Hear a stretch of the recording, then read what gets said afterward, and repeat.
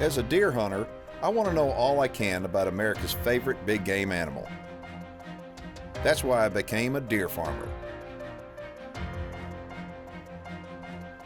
Without deer farms, we lose our greatest resource for research and whitetail management. With them, we gain more knowledge than ever before. Join me as we discover the truth about whitetails and meet those who work every day to preserve this great species for future generations. My name is Keith Warren, and this is Deer and Wildlife Stories.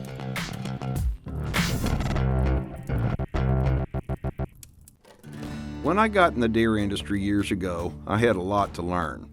And years later, I realized that just like any farmer, there's always something to learn, and truthfully, the learning never stops.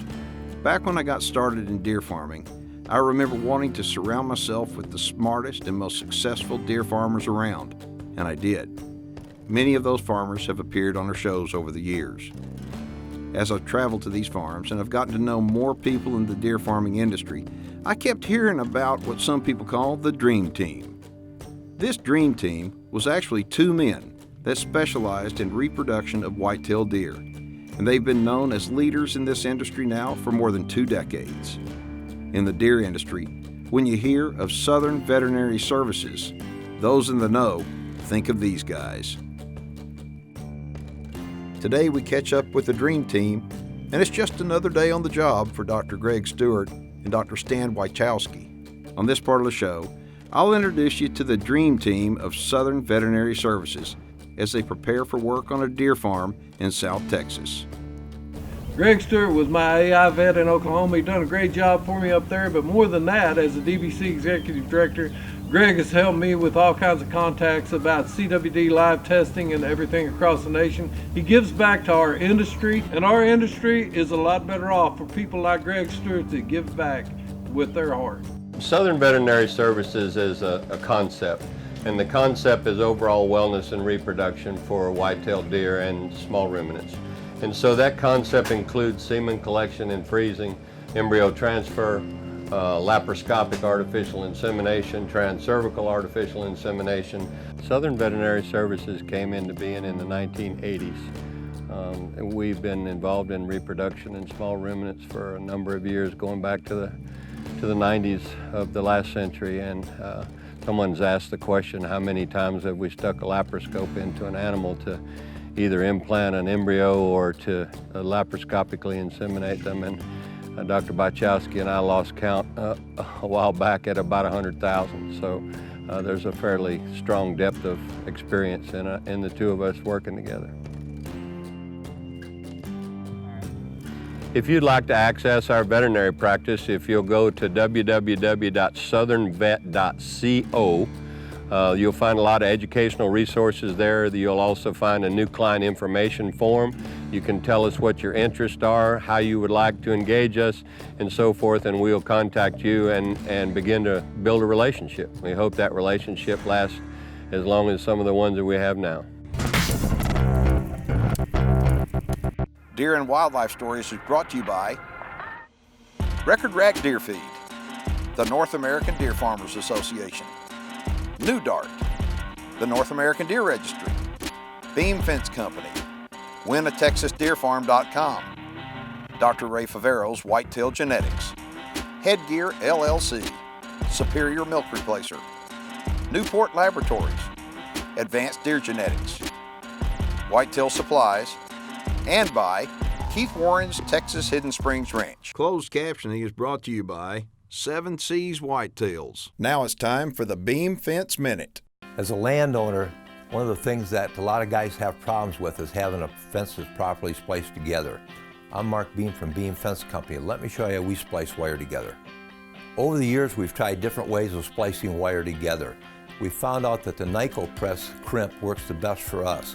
It's a little bit stronger, and it's also longer, so you only have to crimp down once versus the smaller crimps where you have to add more and more together. With this type of crimping system, one crimp does it all. People want to have a fence that's going to last a long time. This is one of the tools that we use to make sure that that happens. If you'd like to find out more about constructing a fence, go to our website at beamfence.com.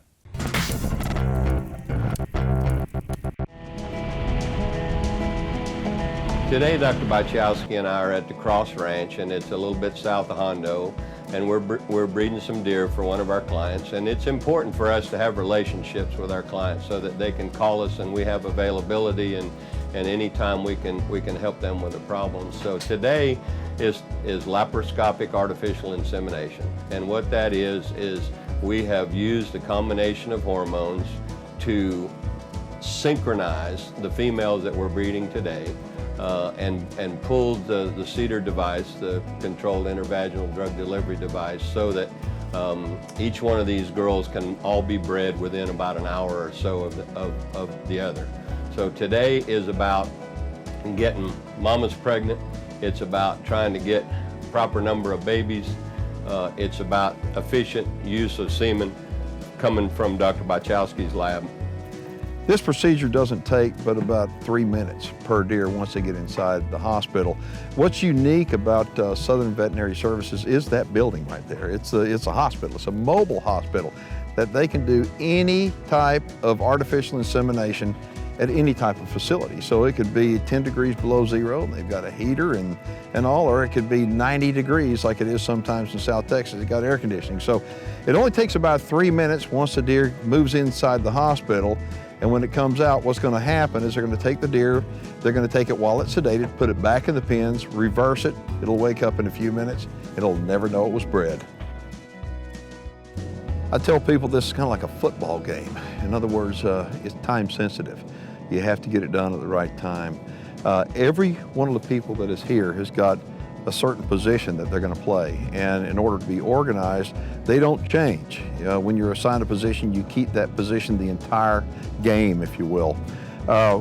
Who the quarterback of this team is Stan. Stan's inside the hospital right here. He's evaluating the semen, he's preparing it, getting it ready. He's the quarterback. As far as the head coach goes, that's going to be Greg Stewart. Greg is in there, and he's the one that's actually doing the final procedure and making sure that all these deer are taken care of properly and they all come out bred. Today is about making it easy on people, getting these deer bred. More often than not, there's a little bit of anxiety on the part of the owner when the deer are being bred. So another one of our rules is to try to lower anxiety when we first get here. So we sighted the trailer this morning.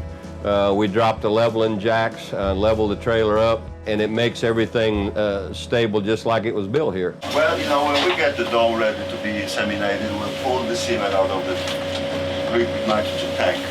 We throw it out in the throwing box. We empty it to the vial, and we test it with a small probe to make sure that the semen is viable, motile, and dense. And then we'll make a decision if we can use the whole straw, or you can split the straw halfway, 3-way, 4-way, sometimes even 5-way. Depends on the quality of the semen and request by the owner. So this is on-the-fly check. We want to make sure that the semen that goes to the doe will do the job. So I will be thawing the semen, evaluating the semen, and then diluting the semen, then loading the semen into specially designed gun that holds the semen, and now we're passing it to Dr. Stewart to perform insemination.